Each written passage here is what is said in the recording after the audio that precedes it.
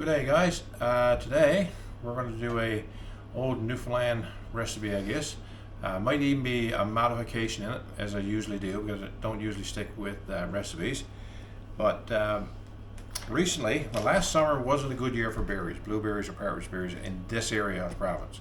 I think I got 2 gallons of partridge berries, and they've been gone in jam for a while.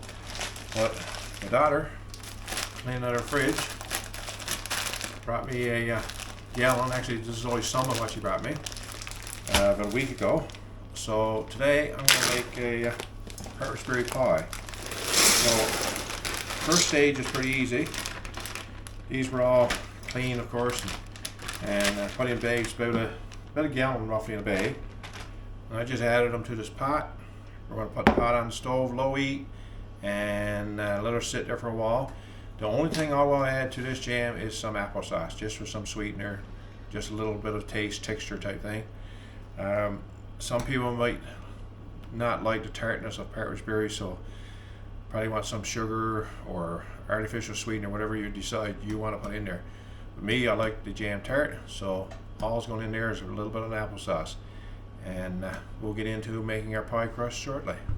Okay, here's your partridge berries. And here's the applesauce actually that we're going to put in later. It's thawing out there. It's just basically apples put in a pot. Same way I'm doing this. A little bit of water and a little sauce. So, and we froze it for some future use. Either we want to make an apple pie or today partridgeberry apple pie. So stay tuned. Should add, guys, the pot is just on low, very, very low heat. If you make this too warm, it's going to burn on. So in the pot beside us we got a ham bone, and we're going to make pea soup. But if you want to see my pea soup recipe, I'll put the link to that video down below.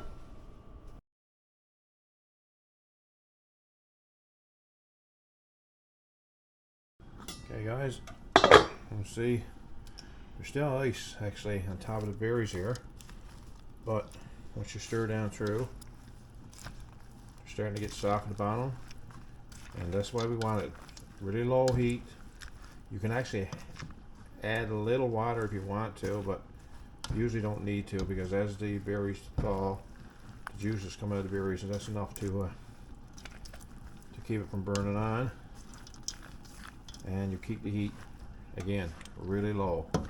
So just a slow process. We'll do this several times before we actually mash them. Or actually, we don't really mash them, we just soften them. And we'll add the applesauce now, a little later on. And if you think this looks good, look at this bowl. Pot of pea soup with big old ham bone. We do eat good. I'll probably eat too good. Okay guys, you can see in there now. This is pretty, getting pretty soft now. What we're going to do, this is about a cupful of applesauce. Again, that's just apples that we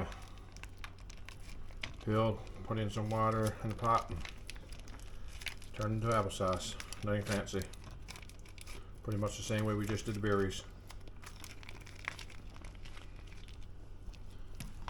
And we'll just stir this in.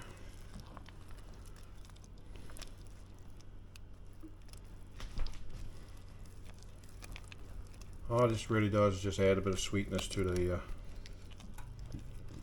jam. Some natural sugars without adding any sugar. Okay guys, so now we're going to make the pie crust. So we'll start off, we got 3 cups of flour and a teaspoon baking powder, or tablespoon baking powder, is that right?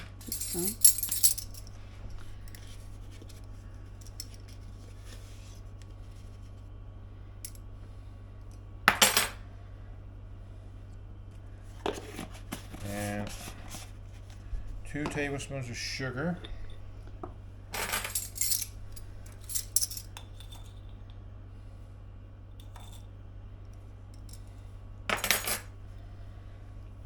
going to just put that in, start mixing that up to just mix the dry ingredients together.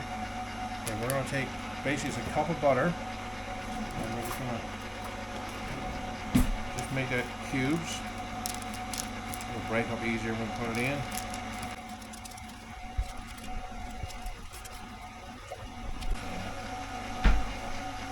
Okay. Okay. Now we got the flour mixed up. Lift this thing up. Just make sure the flour's away from the sides. And we're going to add our butter. 1 cup. If you're using salted butter, you don't need to add salt. If you're using unsalted butter, you can add a tablespoon of salt.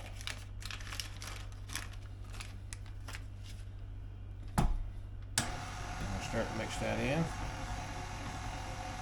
Now, this part here, we're taking 3/4 a cup of water, and we're going to mix an egg into it.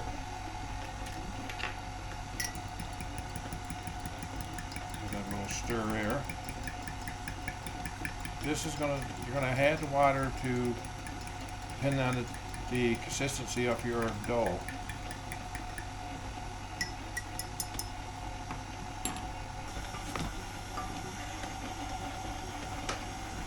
Slowly add this. As I was saying, you may not have to add all of it. You want to get your dough a certain consistency that's you're going to be able to spread it. And you may need to have it all, and you may need to add a little more. Just to get that dough right consistency.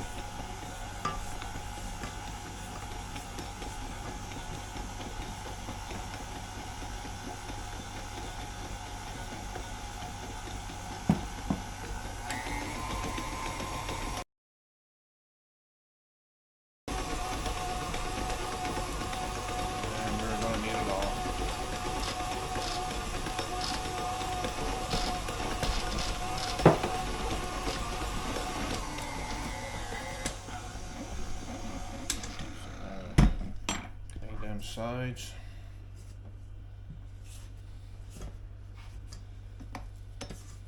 For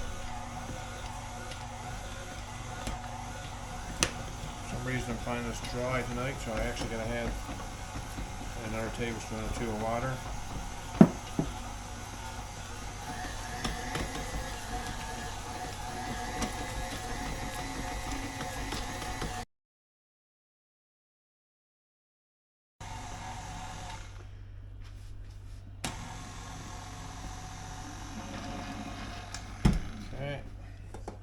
See what it shows, it turns out.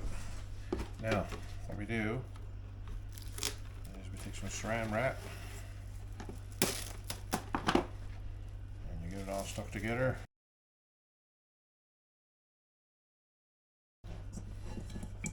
Okay. This is where you gotta check for your consistency. You need needs to be a little bit sticky, but not coming out sticking in your hands. So you sort of make a big disc, like an hockey puck type thing. Be a big hockey puck, and we'll just cover that. Okay, now we got it wrapped. We're going to take this, just lay it in the refrigerator for an hour, and then we'll take it out and roll it up for the pie crust. Okay guys, it's been sitting in the fridge now about an hour, and it's only in the kitchen refrigerator. It doesn't get hard, it just sort of dries it out a bit. Makes it easier to roll on. So now we're going to flour our counter on here.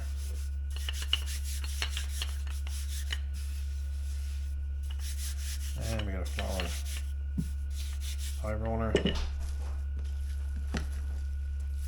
gonna get unwrapped.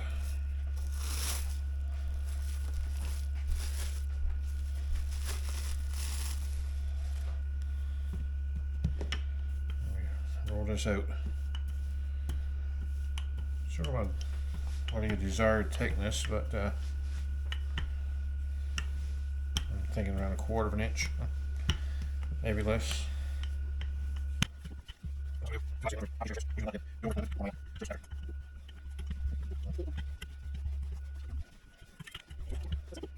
Okay guys, the pie crust plate is already greased, so I'm just going to pour this off here.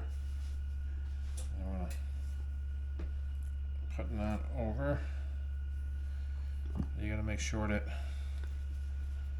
lift on your sides, you get it go down into your plate, otherwise you're going to have hair pockets, and we will cut some slots in it after.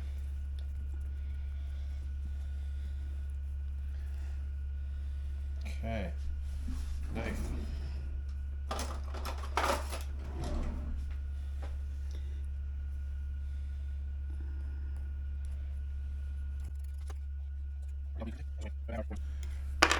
Just judge yourself what's really browning. And what I'll do is just take this here, ball it back up, and roll it again.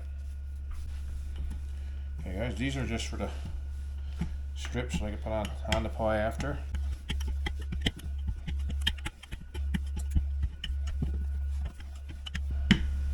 Okay. Now, I'm gonna cut a couple slits in your pie, because if you don't, you're gonna get hair pockets underneath and rise up. There's this pie filling that we did earlier. See, it's really thickened up here now.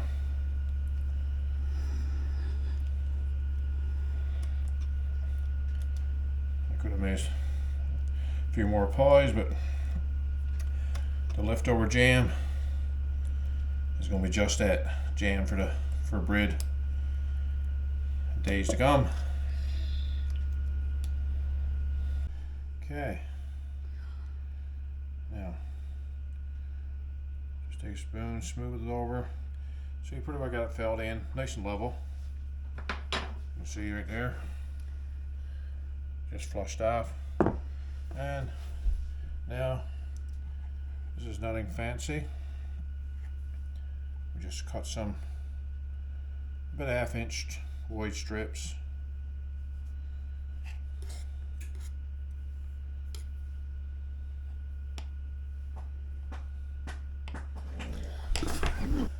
Now we put our strips on, and probably should have cut them all before I start putting them on, but we'll do that now.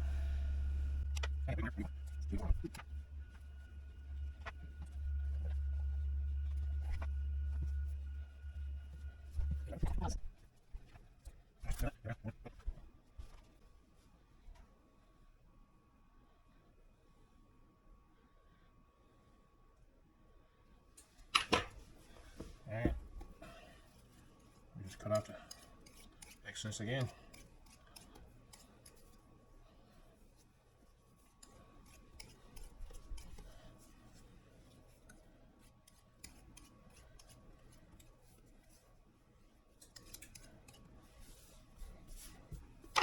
Okay, now we'll get some egg wash on it, and then we'll pop it in the oven. Okay, and now we're just going to take an egg, pass my fork, and give this a nice beating. You could get a whisk if you wanted to, but this works.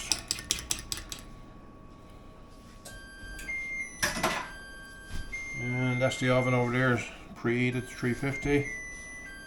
So we're going to just take some of this, and we're just going to paint it on.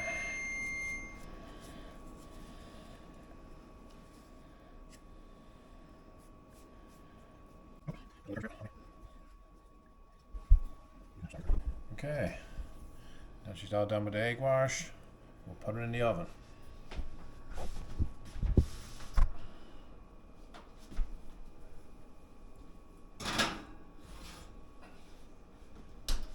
and we just give that about half an hour, 35 minutes. We'll just look at it, keep checking it. It's your nice golden brown and ready to take out.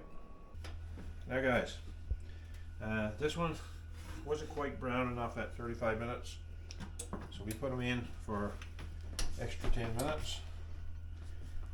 And here's your final product. She looks good. See what she tastes like later.